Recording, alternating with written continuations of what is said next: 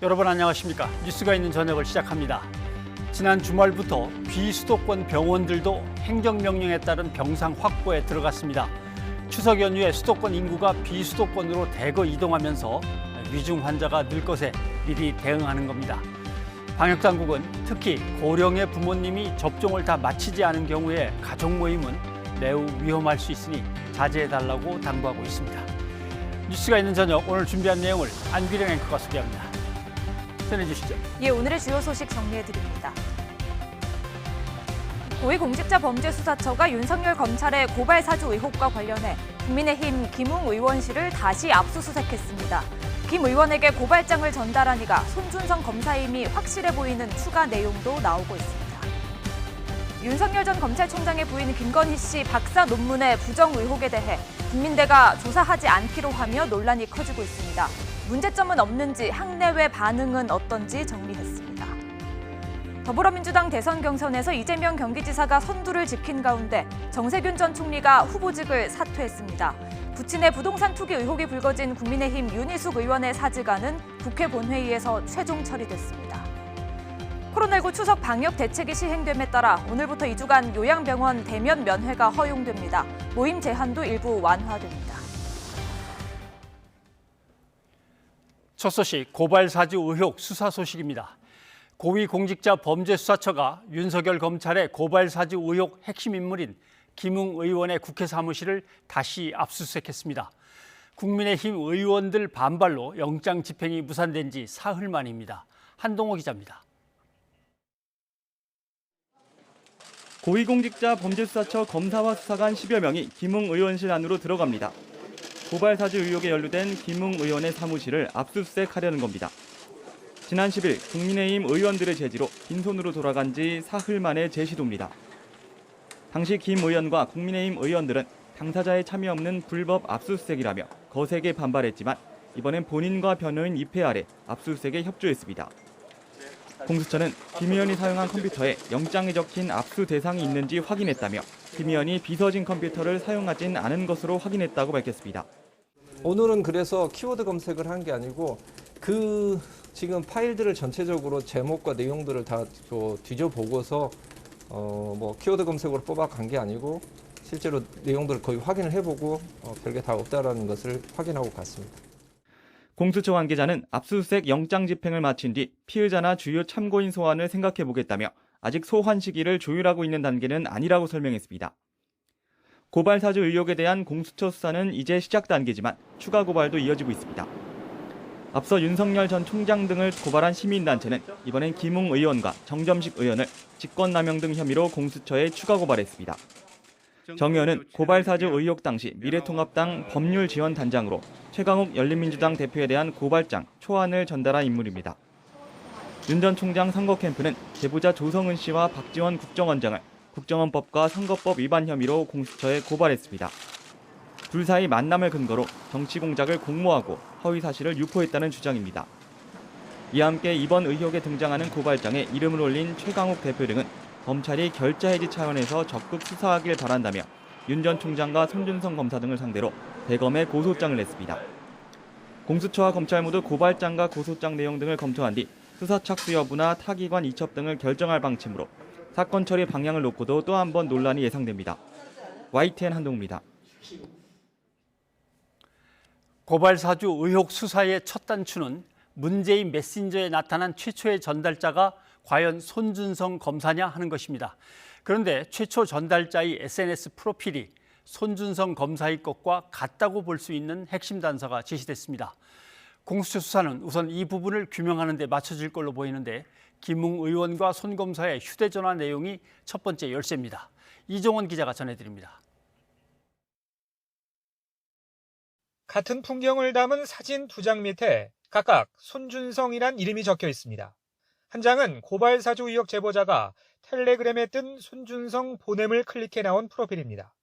또 한 장은 손준성 검사의 실제 프로필로 동일 인물로 확인됐다는 언론 보도 내용입니다.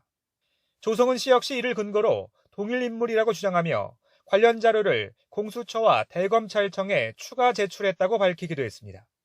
실제 동일 인물일 경우 지난해 4월 김웅 의원에게 고발장을 전달한 당사자가 손준성 검사라는 핵심 단서가 될 수도 있지만 현재 손 검사는 텔레그램에서 탈퇴한 상태입니다. 공수처 수사의 첫 단계도 이 부분부터 규명하는 데 초점이 맞춰질 전망입니다. 일단 압수수색을 통해 확보한 손 검사와 김웅 의원의 휴대전화가 단초가 될 수 있습니다. 다만 포렌식 분석의 필수인 비밀번호 제공 등 손 검사와 김 의원의 협조를 어떻게 끌어내느냐가 관건입니다. 지난해 4월 고발 사주 의혹 발생 이후에 휴대전화를 교체했을 가능성도 커 아예 유의미한 단서가 남아있지 않을 수도 있습니다. 공수처 관계자는 포렌식 분석이 완료되면 휴대전화를 돌려줄 계획이라고만 언급할 뿐 구체적인 분석 상황에 대해선 말을 아꼈습니다. 물론 먼저 진상조사에 나섰던 대검찰청 조사 과정에서 구체적인 단서가 확보될 가능성도 배제할 수는 없습니다.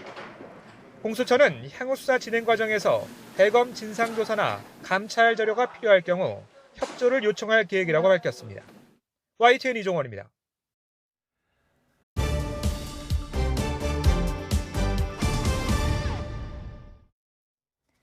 윤석열 검찰의 고발 사주 의혹과 관련해 제보자인 조성은 씨가 박지원 국정원장과 관련 내용을 상의한 적 없다고 밝혔습니다.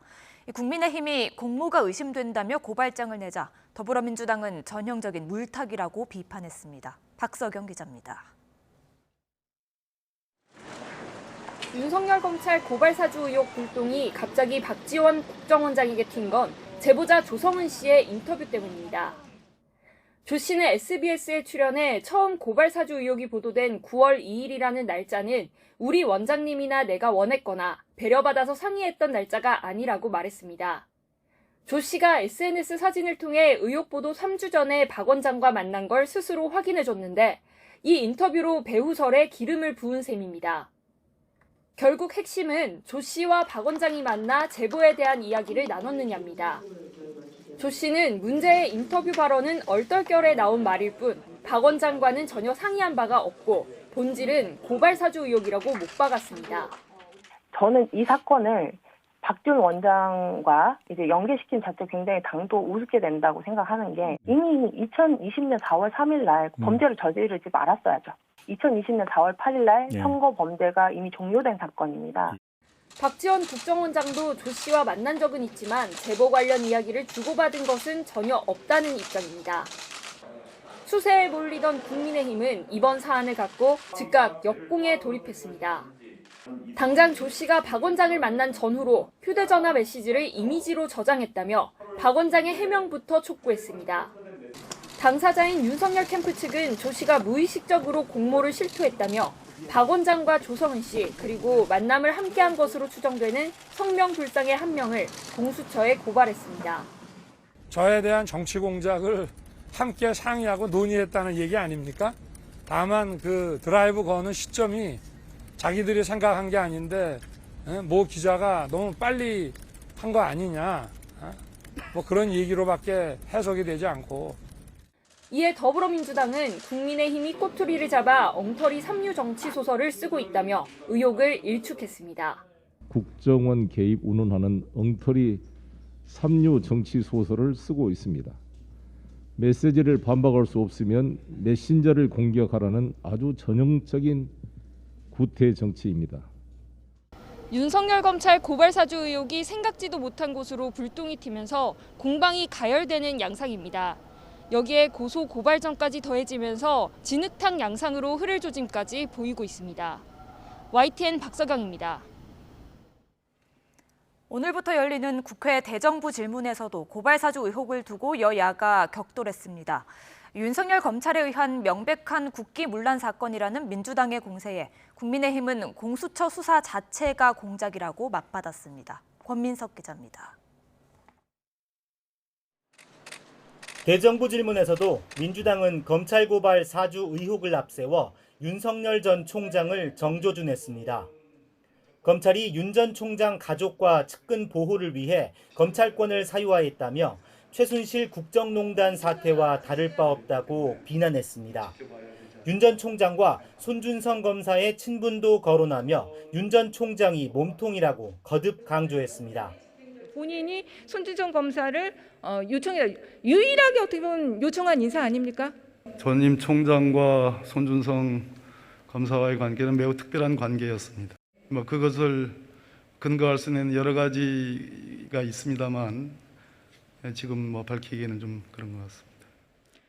나아가 검찰이 이재명 경기지사를 표적 수사했다는 의혹도 언급하며 검찰의 권한남용 사례를 전부 파헤쳐야 한다고 목소리를 높였습니다.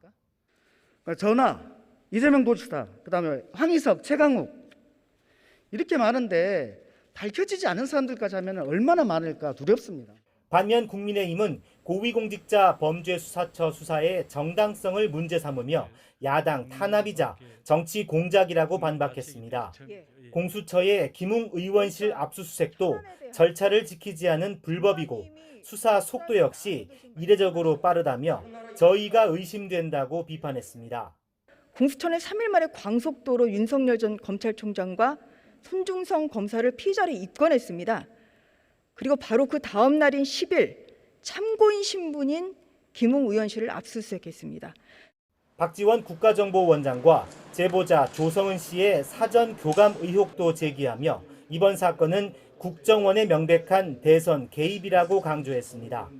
박지원 원장과 아주 가까웠던 측근 전직 의원인데 이분은 이렇게 얘기했어요. 조성은 씨가 이 사건 관련 자료를 보도 전에 박지원 국정원장에게 사전에 보내줬다고 얘기하는 것을 들었다. 저는 전혀 전문입니다만.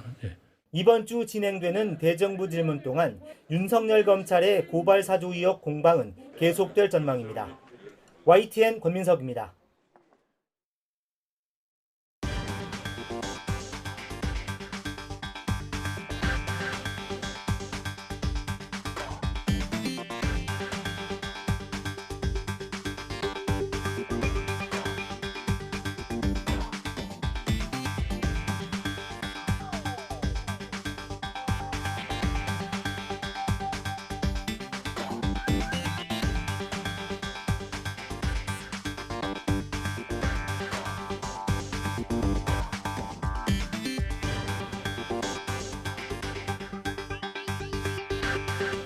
이번 사건은 박지원 원장과 그의 정치적 수양 딸인 조성은 씨가 대한민국의 대통령 선거에서 유력 야당 주자를 제거하고자 꾸민 정치 공작 사건으로밖에 볼 수 없음을 분명히 밝힙니다.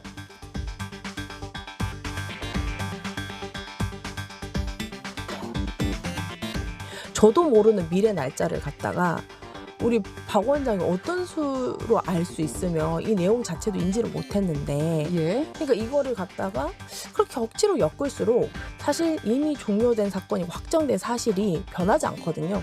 어제 윤석열 후보와 국민의힘은 사건의 진상과는 무관한 공익신고자와 박지원 원장의 식사 자리를 꼬투리 삼아 국정원 개입 운운하는 엉터리 삼류 정치 소설을 쓰고 있습니다.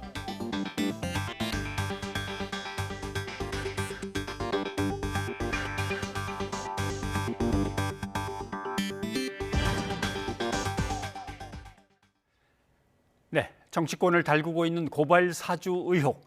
여권이 윤석열 전 총장의 연루 의혹을 집중 제기하자 국민의힘은 박지원 국정원장의 개입 가능성으로 맞서면서 충돌하고 있습니다. 박지훈 변호사와 자세한 이야기를 더 나눠보겠습니다. 어서 오십시오. 안녕하십니까? 고발 사주 의혹은 최초에는 김웅 의원과 손준성 검사 그 전에 그러면 윤석열 전 총장은 연결이 돼 있냐, 이 연결을 문제 삼았던 건데 제보한 조성은 씨와 다시 박지원 국정원장 그 연결은 어떻게 된 거냐, 이 두 가지가 막 이제 겹쳐버렸습니다. 그렇습니다. 사실은 이 사건은 다른 거 달리 증거가 너무 확실합니다. 계속 얘기가 되고 있지만 99% 이상이 아닌가 생각이 들어요. 손준성 보냄이라는 게.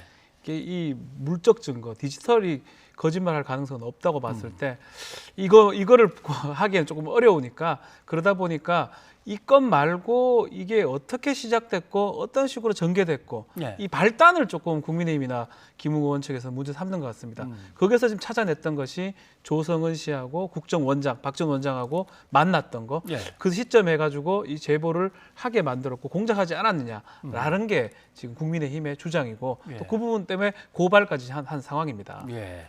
국민의힘의 공세가 아주 거셉니다. 왜냐하면 어떻게 보면 절체절명의 대선을 앞두고서 절체절명의 이제 위기일 수도 있기 때문에. 그런데 입장을 한번 좀 들어보죠. 여러분도 다 아시잖아요. 저는 저에 대한 정치 공작을 함께 상의하고 논의했다는 얘기 아닙니까? 다만 그 드라이브 거는 시점이 자기들이 생각한 게 아닌데 모 기자가 너무 빨리 한 거 아니냐, 뭐 그런 얘기로밖에 해석이 되지 않고 뭐 저뿐 아니라 그걸 바라본 모든 국민들이 그렇게 생각하실 것 같은데요. 정보기관의 정치 개입은 우리 국민이 가장 경계하는 지점입니다. 해명이 불충분할 경우 야당은 대통령 선거라는 중차대한 일정을 앞두고 국정원장의 사퇴나 경질을 요구하겠습니다.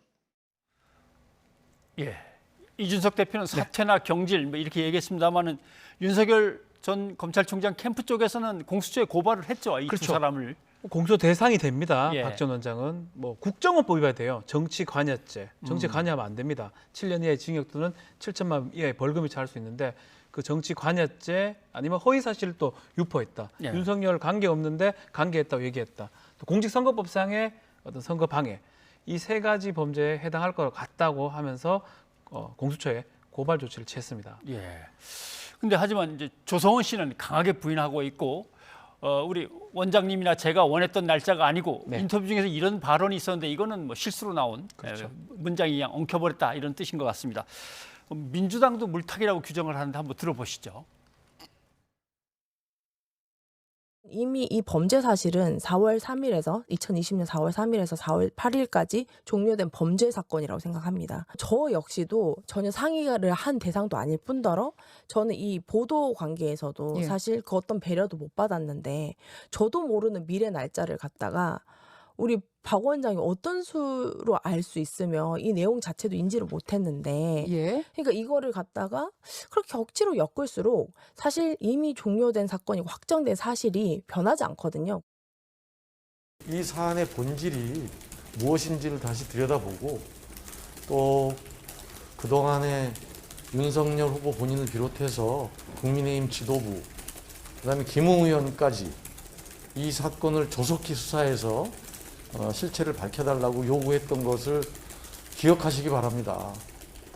이 건을 다른 사안들, 개인적인 친분들을 엮어서 소위 공익 제보자의 신뢰도를 떨어뜨리고 사안을 물타게 하려는 시도는 결코 국민들이 이해하지도 못하고 용납하지도 않으실 거다 이렇게 생각합니다. 그러니까 검찰로 추정되는 곳에서 문서가 전달됐고 그걸 받은 야당이 문서를 꾸몄고 이거하고 박지원 국정원장이 임명된 거는 벌써 이건 4월 달이고 이건 7월 달이고 전혀 다른 사건인데 그걸 왜 뒤에서 조정했다고 하느냐라는 이제 항변인 것 같고 민주당 측도 본래 핵심 문제는 검찰이 국회의원 선거를 앞두고 어떻게 개입하려고 했던 거냐 이건데 물타기 하지 말라 그 얘기인 것 같습니다. 그렇죠. 증거가 다른 건하고는 달리 너무나 확실해 보여요. 또 이렇게 단언할 수는 없지만 손준성이라는 사람도 드물 뿐더러 손준성 검사도 지금 확인도 되는 상황이고 거기서 보냈기 때문에 그 증거가 확실한 상황에서 뭐 손준성에서 김웅에 갔고 김웅에서 또 전달됐고 요거는 지금 확인이 되는 부분이거든요. 이걸 갖고 기다 아니다 말하기는 사실 어려워 보이니까 요 부분을 좀 벗어나거나 다른 얘기를 하는 수밖에 없는 것 같아요. 그러다 보니까 요 얘기보다는 어떤 외적인 부분 박지원 국정원장이 국정에서 개입한 거 아니냐 그런 얘기를 자꾸 하면서 요 부분에 대해서 좀 얘기가 안 나오기를 바라는 게 아닌가 저는 그렇게 좀 생각이 좀 듭니다. 어쨌거나 디지털로 움직이는 이 텔레그램이라는 곳에서 똑같은 프로필이 맞춰져서 나왔다면 사실 이제 신빙성은 이제 그 의혹에 대한 신빙성은 이제 자꾸 더 굳어지는데 정작 고발한 사람은 계속 뭐 내놓으면서 자료를 내놓으면서 증거를 내놓으면서 고발하는데 당사자는 아무 얘기가 없으니까 말이죠. 수가 없어요. 다른 건 뭔가 수가 있어요. 모른다고 해도 되고. 사실은 그냥 사람들끼리 대화하는 과정에 있는 거라면 기억할 수 없다 모른다 니네들이 증거를 대라고 할 수가 있는데 디지털 녹음 이런 거는 방법이 없습니다. 복국집 사건과 똑같아요. 김기춘 예전에 그게 이거는 눈에 다 띄기 때문에 방법이 없. 여기서 뭔 말을 해도 소용이 없는 거고 말을 안 하는 것밖에 방법이 없는 것 같아요. 그러니까 아마 지금 99% 정도 얘기해도 될 것 같은데 같은 사람이 지금 보낸 상황이 아닌가 그렇게 보입니다. 예.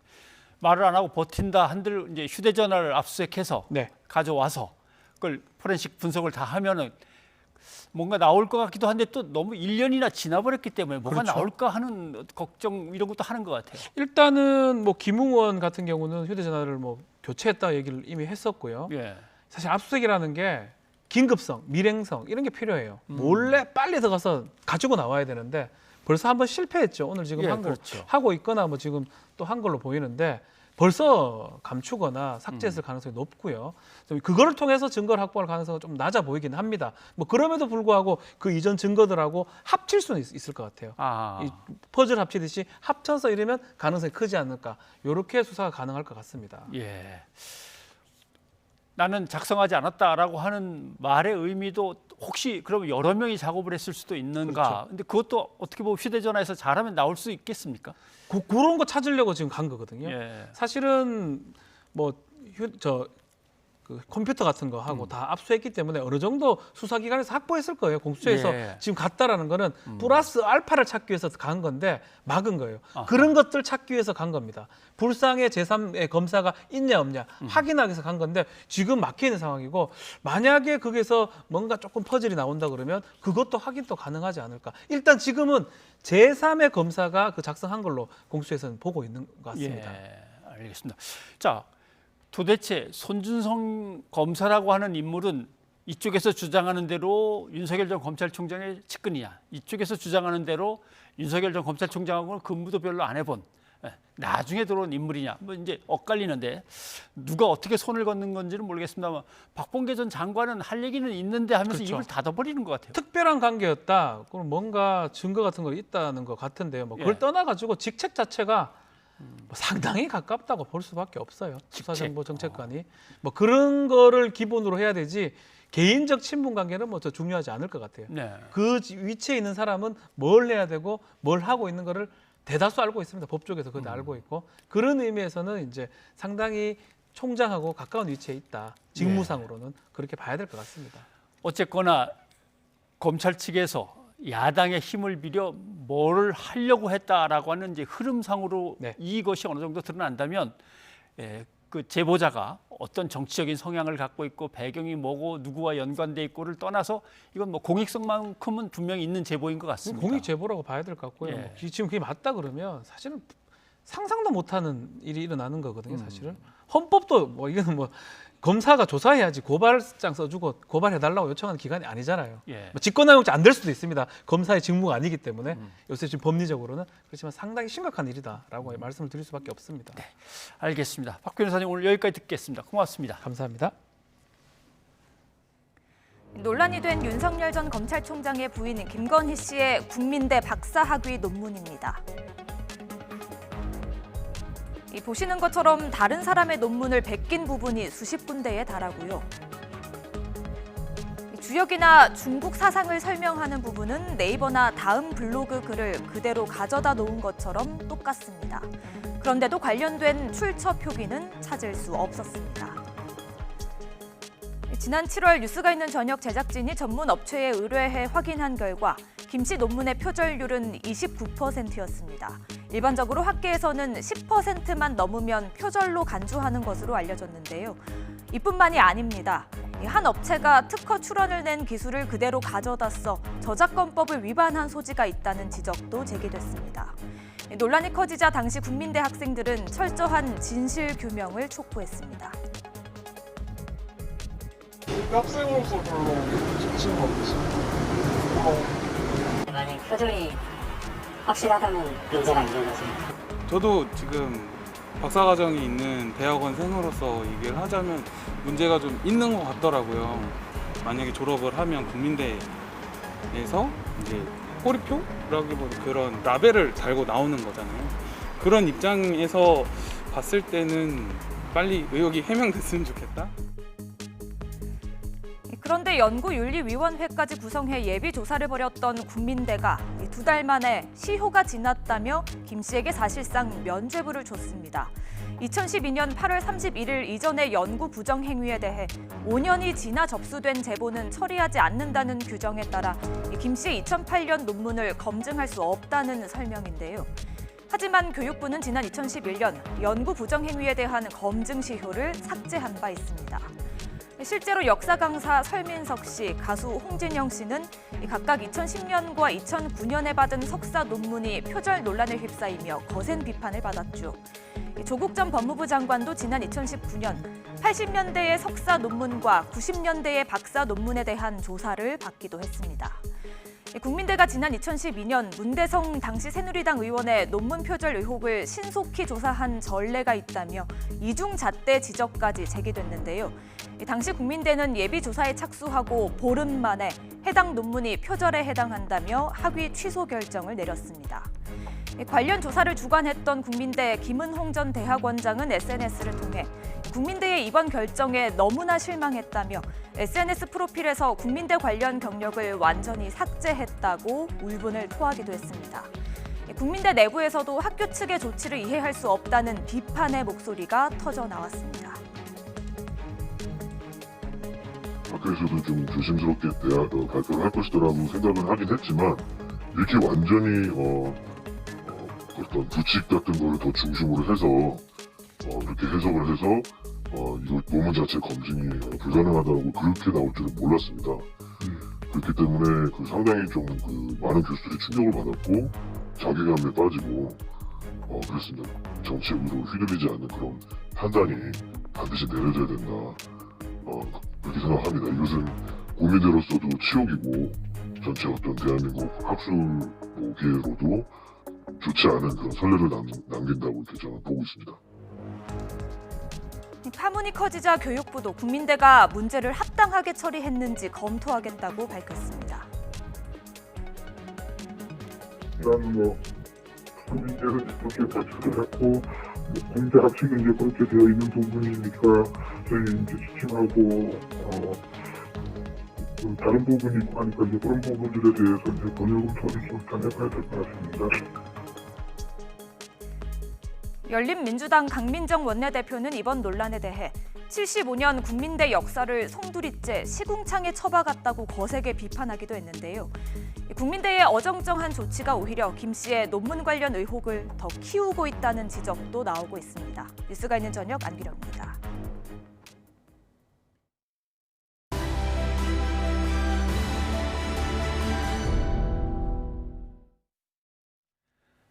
부친의 부동산 투기 의혹이 불거진 국민의힘 윤희숙 의원의 사직안이 국회 본회의를 무난하게 통과했습니다. 민주당 이낙연 전 대표가 충청 경선 패배 이후에 던진 의원직 사퇴안은 당 지도부가 속도 조절에 나서면서 당장 처리되기는 쉽지 않아 보입니다. 부장원 기자입니다. 국민의힘 윤희숙 의원 사직안이 국회 본회의를 통과했습니다. 지난달 25일 사직서를 제출한 뒤 19일 만입니다. 무기명 투표 결과 사퇴안 통과 요건을 가뿐히 넘겼는데 국민의힘이 당론으로 찬성표를 던졌고 민주당에서도 찬성표가 상당수 나왔습니다. 총 득표수 223표 중 가 188표, 부 23표, 기권 12표로서 윤 의원이 의원직을 상실하면서 국민의힘 의석수는 104석으로 줄었습니다. 표결에 앞서 발언 기회를 얻은 윤 의원은 가족의 일로 임기 중간에 사퇴를 청해 다시 한번 깊이 사죄드린다고 고개를 숙였습니다. 이러면서 정치인으로서 가장 중요한 책임은 세상에 내보낸 말에 대한 책임이란 점을 강조했습니다.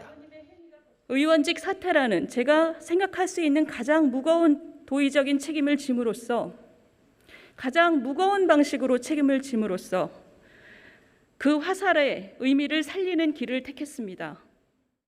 첫 경선지인 충청에서의 패배 이후 배수진을 친 사원에서 던진 민주당 이낙연 전 대표의 사직안은 이번 본회의엔 상정되지 않았습니다.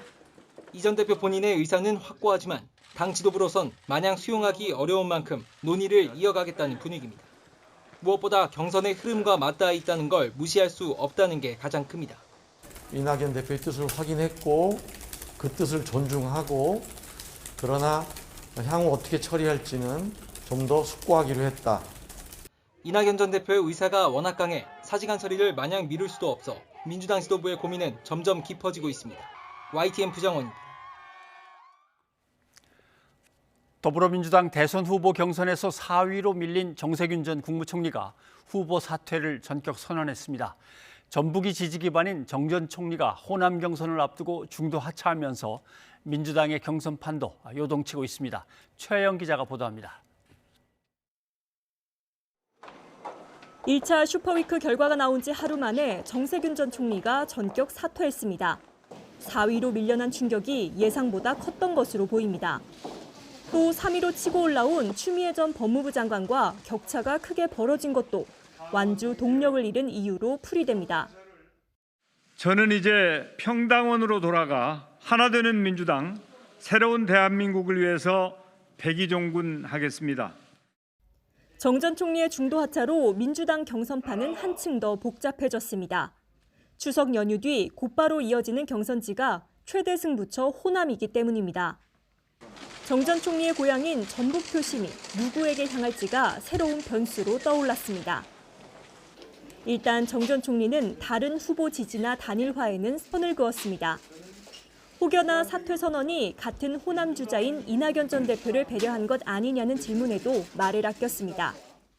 저의 결정은 민주당과 새로운 대한민국을 위해서 한 결정입니다.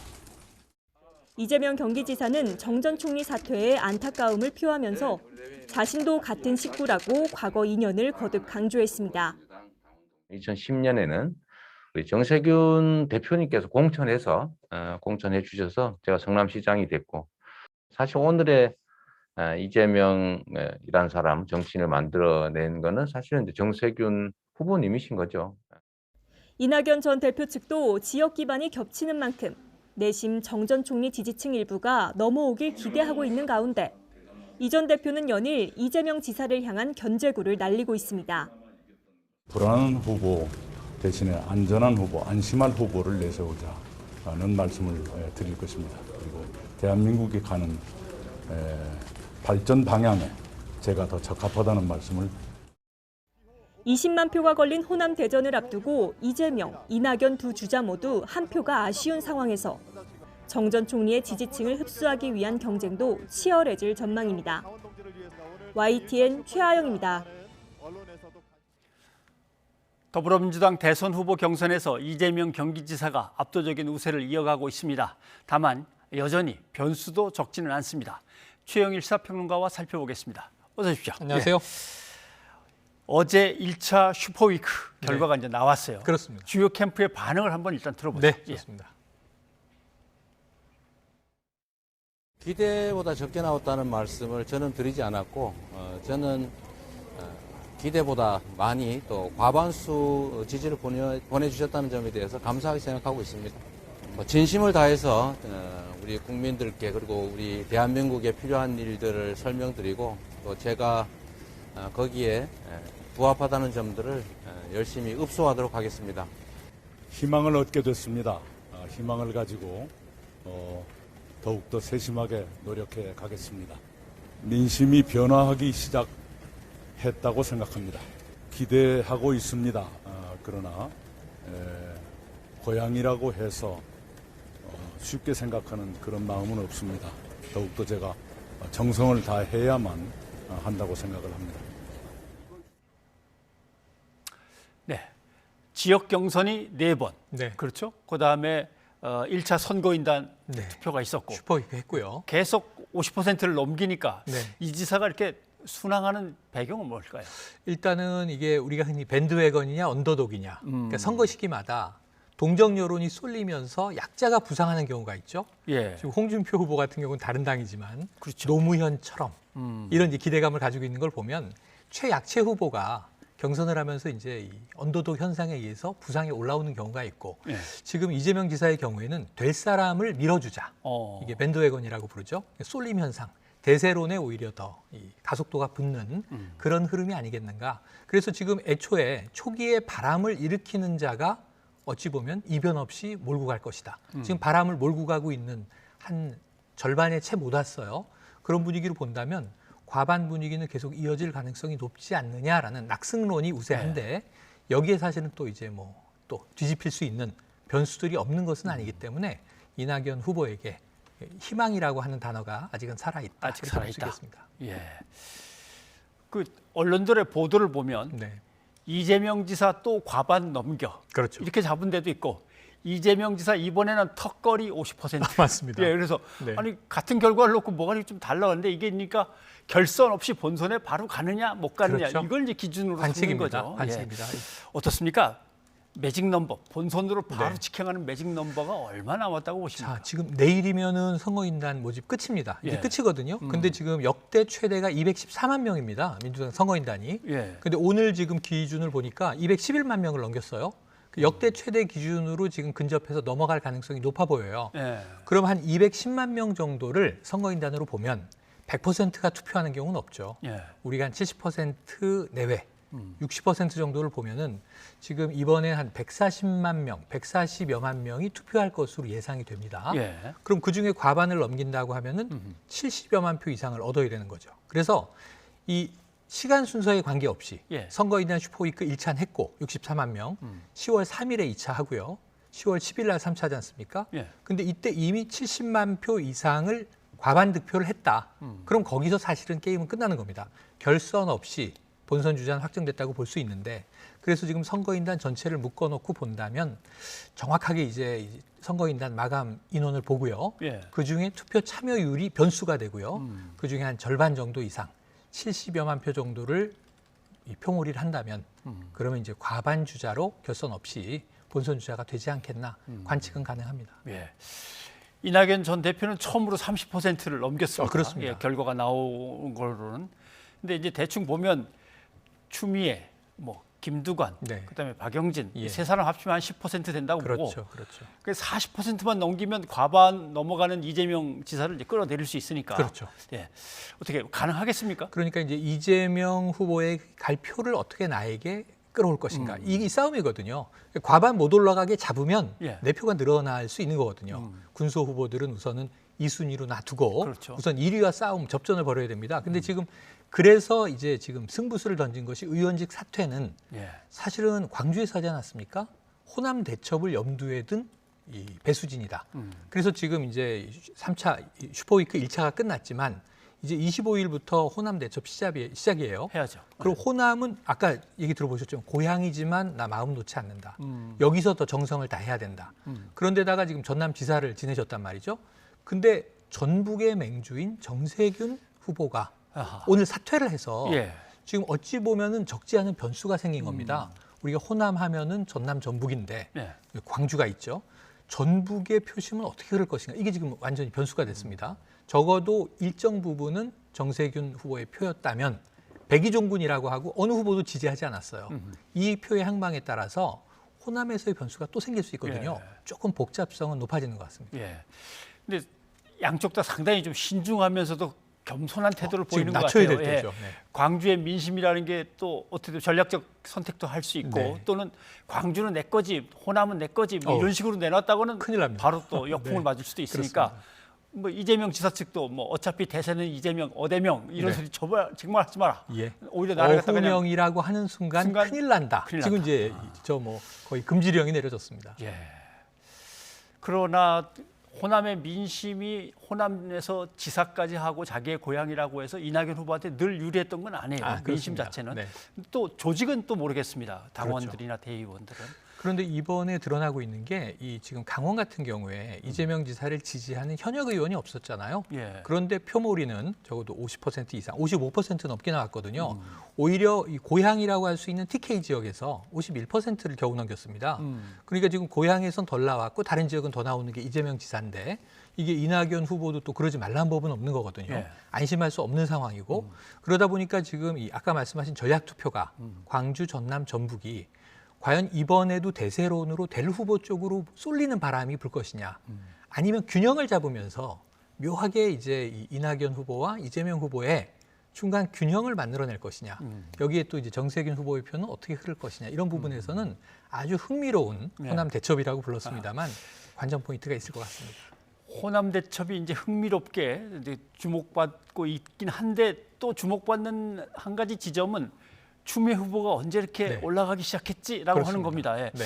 혹시 이번에 고발사주 의혹을 보면서 야 추미애 장관이 치열하게 싸워왔구나. 네. 이런 생각 때문에 더 이렇게 올라가는 걸까요? 그런 측면이 일부는 있겠죠. 그게 네. 이제 어느 정도인지 우리가 뭐 정량화할 수는 없겠습니다만 우선 첫 번째로는 추미애 후보는 강성 지지층의 결집은 이끌어냈어요. 근데 확장성은 높지 않았어요. 예. 그냥 이제 적어도 이 조국 전 장관 사태에 있어서 추미애 장관이 당시 윤석열 총장과 싸우면서 어찌 보면 패배했다 이렇게 평가가 되고 일명 추윤 갈등이 이제 정치적인 문제가 컸다고 비판은 받습니다만 민주당 지지층 내에서는 강성 지지층이 있는 것이죠. 네. 그래서 추 장관 쪽으로 몰렸는데 일부였다가 지금 윤석열 총장이 야권에서는 유력 주자 아닙니까? 예. 그러니까 이 윤 후보의 행동을 보면서 사실은 당시에 추 전 장관의 이야기가 옳았던 것 아닌가 하는 확산이 적어도 지지층 내에서 넓어지고 최근에 고발 사주까지 터지다 보니까 예. 아니 그때 식물총장이라고 했는데 어쩌면 아닐 수 있다. 이 역공을 검찰 조직이 이 법무부 장관에 대해서 폈을 수도 있다. 뭐 문정부에 대해서 폈을 수도 있다. 이런 또 의구심이 모락모락 커지면서 말씀하신 대로 일부 정도는 추 장관에게 힘을 실어주는 것이 고발 사주 관련해서도 당시에 이제 법무부의 뭐 수사지휘라든가 감찰이 옳았던 것 아닌가 하는 지지층의 확장성이 조금 늘어나는 측면은 엿보이는 것도 사실입니다. 그런데 이제 4위로 밀려나서 결국 오늘 전격적으로 사퇴 선언을 한 정세균 전 총리 얘기를 하자면 글쎄요, 어떤 심정일까요? 한번 좀 일단 목소리 좀 들어볼까요? 그럴까요? 부족한 저를 오랫동안 성원해 주신 많은 분들께 고개 숙여 진심으로 감사드립니다. 저는 이제 평당원으로 돌아가 하나 되는 민주당, 새로운 대한민국을 위해서 백의종군하겠습니다. 나라와 국민과 당으로부터 받은 은혜를 갚겠습니다. 함께 뛰던 동료들께 응원을, 저를 돕던 동지들께 감사의 인사를 보냅니다. 고맙습니다. 사랑합니다. 두고두고 갚겠습니다. 감사합니다. 네. 일단 완주할 것 같았는데 맞습니다. 전격 사퇴 선언을 한 것도 조금 충격이었고 그렇다면 누구를 지지합니다라고 얘기를 할 건가 했는데 그거는 또 안 했고 이렇게 되네요. 애초에 단일화는 없다 이렇게 얘기하긴 했습니다. 네. 나는 나로 완주하고 정세균이 본선 주자가 될 것임을 믿어 의심치 않는다. 지금까지는 적어도 그런 이제 기백으로 왔거든요. 그런데 오늘 상황을 보니까 드디어 이제 1차 슈퍼위크 64만 표가 이제 공개가 되고 사실 좀 첫 번째 충격은 3위 자리마저 추미애 후보에게 내줬다는 거죠. 이 측면에서는 그러면 다시 3위로 반전할 수 있겠는가. 지금 이제 물론 절반 이상 남았습니다만 달린다고 하더라도 그러면 3위를 다시 잡아서 끌어내려야 되고요. 2위 달리고 있는 이낙연 후보 끌어내려야 되고요. 1위와 싸워야 되는데 지금 아마 내부적인 평가로 본다면 이게 제가 그동안 고민해온 바 정세균 후보가 참 좋은 후보인데 뭐 대통령 후보로 손색이 없습니다. 근데 왜 이렇게 이번에 선전하지 못했는가는 바로 이낙연 후보와 유사성이에요. 두 분 다 국무총리 출신이고 관록 있는 정치인에 정말 민주당에 뭐 서로 적자 경쟁 벌이지 않았습니까? 근데 누가 누구를 대체해도 크게 이미지에 상관은 없습니다. 대통령을 잘할 수 있는 중량감 있는 정치인 그리고 국회의장 출신에 거기다 다만 약간 차별하는 경제 방점을 두었는데 정세균 표 경제 공약이 이번 그 경선 기간에 크게 어필하지 못한 것 같다. 그런 측면 때문에 아마 본인도 내부 캠프가 고심을 하셨겠죠. 지금 이게 참 기자들이 전 굉장히 기자들 무섭다 이런 생각이 그동안 예리하게 보다가 오늘 탁 사퇴를 던지니까 덕담이 많이 나오더라고요. 참 훌륭한 분이라고. 이제 앞으로 와서 원팀에 좀 이제 어떻게 기여하는지 지켜봐야 될 것 같습니다. 그런데 다른 3명의 후보한테 좀 죄송한 얘기지만 거기서 또 전격 사퇴가 나올지 아니면 일단 어느 정도 완전히 이제 흐름이 굳어진 뭐 2강으로 굳어지든지 어떻게 굳어질지 모르겠습니다만 흐름이 거의 굳어졌을 때 도저히 따라갈 수 없다고 생각된 다른 후보들이 이제 결선에 들어갔을 때 누구를 갖다 지지한다고 선언을 할지 이런 게 일어날까요? 그런데 그게 일단은 그 세력이 좀 커야 되는데 지금 이제 다시 군수 후보로 달리고 있는 저는 완주할 가능성 높다고 보는데요. 김두관 후보나 박용진 후보는 눈여겨봐둘 필요는 있습니다. 이번에 이제 본선 주자가 될 가능성 여부를 떠나서 왜냐하면 민주당 내 다채로운 색깔 중에 또 다른 주자들이고 이 두 사람의 특성 중에 특히 김두관 후보는 강력한 지방 분권 이런 것도 들을 이야기거든요. 또 박영진 후보의 진보지만 중도론 이런 것도 들을 이야기고요. 그런데 이 두 사람이 합쳐도 이 3명에게 나눠줄 표가 세력이 크지 않습니다. 이미 3명이 나눠간 표가 대부분이죠. 그래서 지금 1강 1중 1약으로 볼 것이냐, 예. 2강 1중으로 볼 것이냐, 예. 이건 약간 앞으로 지켜봐야 되는데 추미애 후보가 탄력을 더 받아서 지금 11% 두 자리로 올라왔지만 더 높아진다면 상당히 1, 2위 후보를 위협하는 변수가 될 수도 있고요. 예. 그렇지 않다면 이제 1, 2위 후보 간의 추격전이 될 텐데 이제 다음 호남 대첩에서 이낙연 후보가 선전하느냐 못하느냐 이게 제일 가장 중요한 관건이 될 것 같습니다. 어쨌거나 25일, 26일에 열리는 호남 경선 그렇습니다. 이걸 지켜봐야 됩니다. 네. 예. 오늘 여기까지 듣겠습니다. 고맙습니다. 고맙습니다.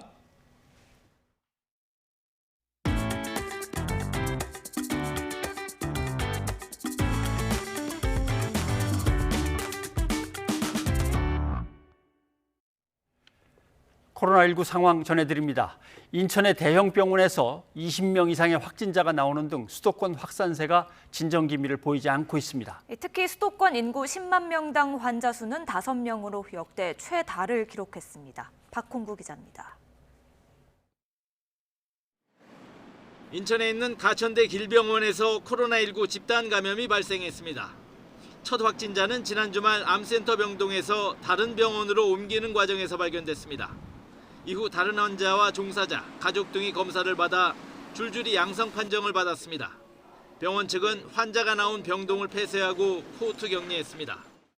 검사를 진행했는데 양성이 나오니까 그 병동에 있는 환자분이라든지 종사자분들 이런 분들 전부 다 이제 전원 검사가 들어간 거죠.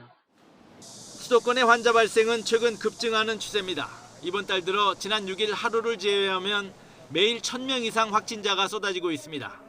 특히 지난 1주간 하루 평균 신규 환자는 1,291명으로 1주 전보다 11% 늘었습니다. 8월 중순 이후 2~3%씩 늘던 데 비해 큰 폭의 상승입니다. 10만 명당 환자 수도 코로나19 발생 이후 최다인 5.0명을 기록했습니다. 여전히 숨은 감염자가 많이 존재하고 있는 부분, 그다음에 학교가 등교함에 따라서 그만큼 이동량이 많아지고 노출 기회가 증가해서 이로 인해서 확진자 발생이 좀 늘어난 부분. 방역당국은 예방접종률이 높아지고 있지만 이동량도 늘어 기대한 만큼 확진자 감소가 나타나지 않고 있다고 진단했습니다. 전문가들은 수도권 유행이 진정되지 않은 채 추석 연휴가 시작될 경우 또다시 전국적 재확산 가능성이 있다고 경고했습니다. 이런 상태로 이동이 늘고 마스크를 벗고 대면하면서 식사하거나 담소하는 시간이 길어지게 된다면 결국 그것이 부메랑처럼 비수도권으로 확산이 되고 또 4주 후에는 그것이 다시 수도권으로 와서 정부는 백신 접종이 확대되면서 추석 이후부터는 전파 차단과 치명률 감소 효과가 본격적으로 나타나 유행 규모가 줄어들기를 기대하고 있습니다. 하지만 이런 기대와는 달리 수도권의 증가세를 잡지 못하면 추석을 기점으로 오히려 유행이 더 커질 수도 있습니다. 그럴 경우 10월 말 이후 계획하고 있는 단계적 일상 회복에도 차질이 생길 것으로 예상됩니다. YTN 박홍구입니다. 정부의 추석 특별 방역 대책에 따라서 오늘부터 2주간 요양병원의 대면 면회가 허용됐습니다. 또 연휴 전날부터 마지막 날까지 고속도로 휴게소 안에서는 음식을 먹을 수 없습니다. 김철희 기자가 정리해드립니다. 오빠, 잘 있었어?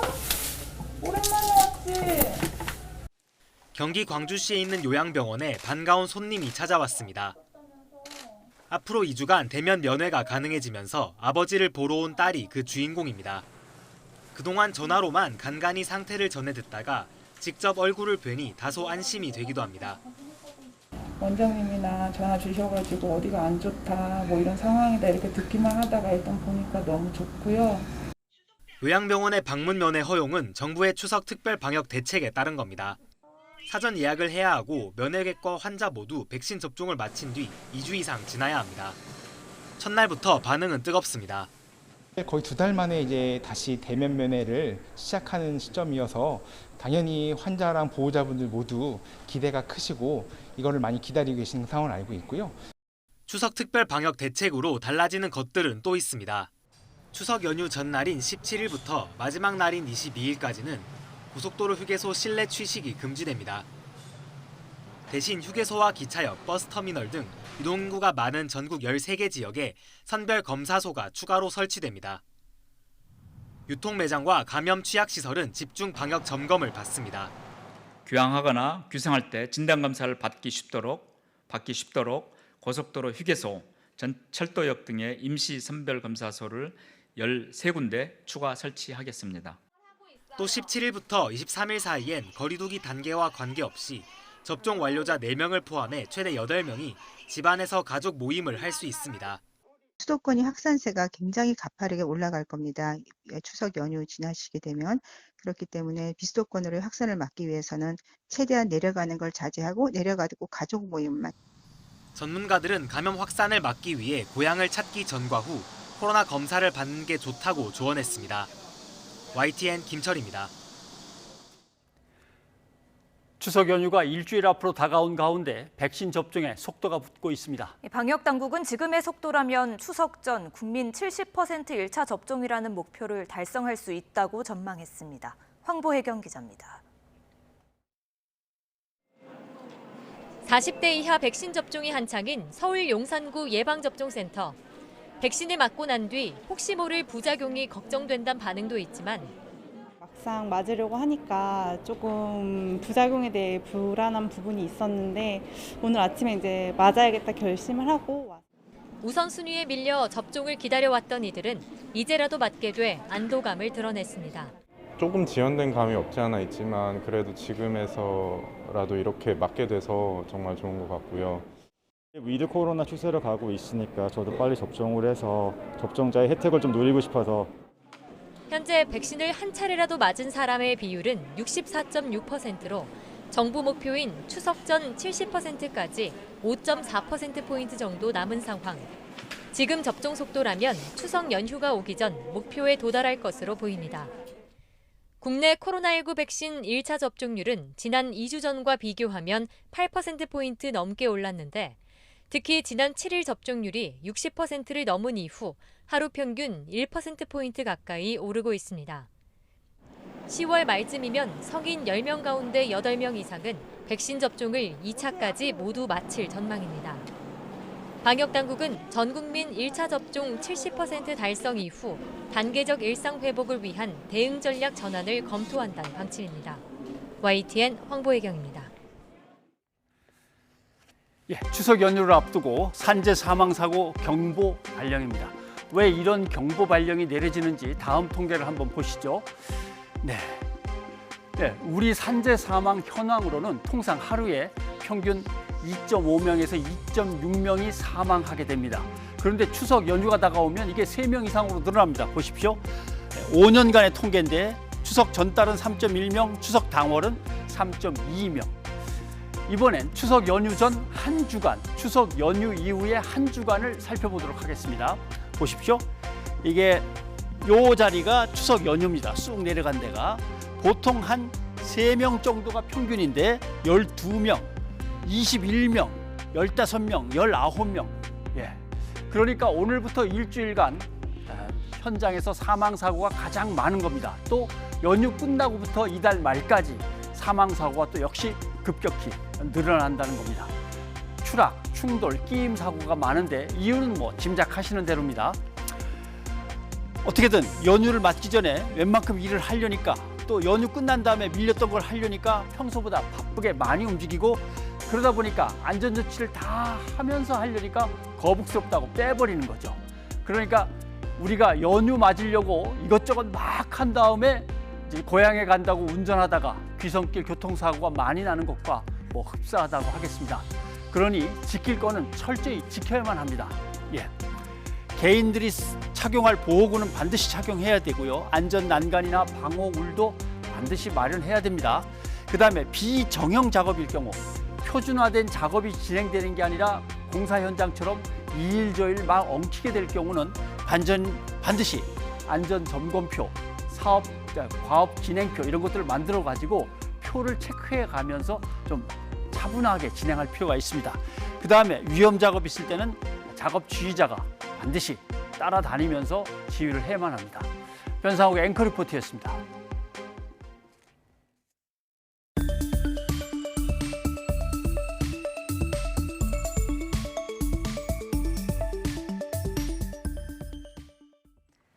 태풍 찬투가 한반도를 향해 북상하고 있습니다. 제주도와 남해안에 강한 바람과 비가 예상됩니다. 정혜윤 기자입니다. 중국 상하이를 향해 빠르게 북상하고 있는 14호 태풍 찬투의 모습입니다. 전날보다 강도가 한 단계 약화했지만 중심 부근에는 여전히 달리는 열차를 탈선시킬 정도의 강풍을 동반한 강한 태풍입니다. 태풍은 중국 상하이 부근 해상까지 북상한 뒤 숨고르기를 하다 동쪽으로 방향을 틀 것으로 보입니다. 금요일 오전 제주도 서귀포 부근 해상까지 바짝 접근한 뒤 금요일 밤사이 남해안을 스쳐 대한해협을 통과할 것으로 전망됩니다. 우리나라뿐 아니라 미국과 일본이 예측한 진로도 비슷해 전국이 태풍 직접 영향권에 들 가능성이 큽니다. 태풍 찬투가 우리나라를 지날 때는 중심 부근 풍속이 초속 27m인 중강 강도의 태풍이 될 것으로 보입니다. 하지만 약해진다고 해도 태풍이 직접 영향을 받기 때문에 폭우와 강풍 피해가 발생할 것으로 우려됩니다. 기상청은 태풍 북상에 앞서 제주도에 수요일까지 500mm 이상의 폭우가 쏟아지고 전남 남해안에도 120mm 이상의 많은 비가 내리겠다고 밝혔습니다. 태풍이 통과할 때도 제주도는 이동 방향의 오른쪽 위험 반원에 놓이게 돼 가장 위험합니다. 또 태풍 중심에서 가까운 남해안에는 만조 시각이 겹칠 경우 폭풍 해일 피해도 우려됩니다.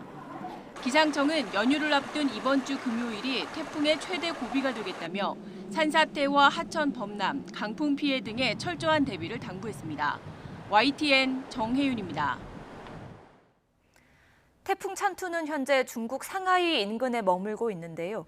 강풍을 동반한 태풍에 항공기 운항은 대부분 중단됐고 학교는 문을 닫았습니다. 베이징 강성웅 특파원이 보도합니다. 태풍 찬투의 직접 영향권에 있는 중국 동부 저장성의 해안입니다.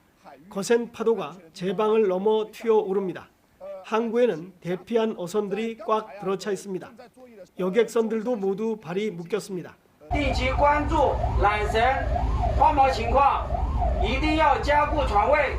태풍 찬투의 중심부에는 초속 48m의 강풍이 불고 있습니다. 중국의 경제 수도 상하이는 태풍의 직접 영향을 받게 되자 중요 교통수단을 멈춰 세웠습니다. 상하이의 국제공항 두 곳은 월요일부터 항공기 운항의 80%를 취소했습니다. 인근 도시를 오가는 철도 노선 여러 개와 시내 지하철도 일부 운행이 중단됐습니다. 상하이의 초중고등학교는 월요일 오후부터 아예 이틀 동안 문을 닫았습니다. 태풍 찬투가 상하이 부근에서 2, 3일 정도 맴돌 것으로 예보됐기 때문입니다. 강한 바람과 함께 최고 280mm의 폭우도 쏟아부을 것으로 예상됩니다. 由于它滞留的时间比较长，我们还是要密切关注这种带来的极端降雨的影响。 중국에 머물던 태풍은 목요일 오전쯤 북동쪽으로 방향을 틀어 한국으로 접근할 것으로 전망됩니다. 하지만 상하이와 장쑤성을 스치면서 세력은 다소 약해질 것이라고 중국 기상당국은 내다봤습니다. 2달 전쯤 허난성에서 발생한 폭우로 300여 명이 목숨을 잃었던 중국은 이번 태풍과 폭우 예보에 다시 긴장하고 있습니다. 베이징에서 YTN 강성웅입니다. 시청취자 여러분의 의견 소개해드립니다. 네, 정치권에서 벌어지고 있는 고발 사주 의혹 공방에 대해서 유튜브를 통해서 드림 걸림, 공수처와 검찰, 경찰 어디든 더 이상의 의혹이 안 나오게 철저하게 수사해서 남김없이 공개하기 바랍니다 하셨습니다. 예, 그리고 국민대가 시효가 지났다며 김건희 씨의 논문 검증을 할 수 없다고 발표했는데요. 6192님, 논문 검증 잣대가 사람에 따라서 고무줄처럼 돼서는 안 된다고 생각합니다 하셨습니다. 네, 추석 연휴를 앞두고 코로나19 방역 걱정이 많죠. 유튜브를 통해서 뚠뚠이님, 코로나 이후 두 번째 추석입니다. 가족이 보고 싶지만 백신 접종 전이라 마음이 무겁습니다 하셨습니다. 예, 여기까지 여러분의 의견 소개해드렸고요. 오늘 뉴스가 있는 저녁은 여기까지입니다. 네, 일교차 요새 큽니다. 건강에 유의하시기 바랍니다. 저희는 내일 다시 찾아뵙겠습니다. 여러분 안녕히 계십시오.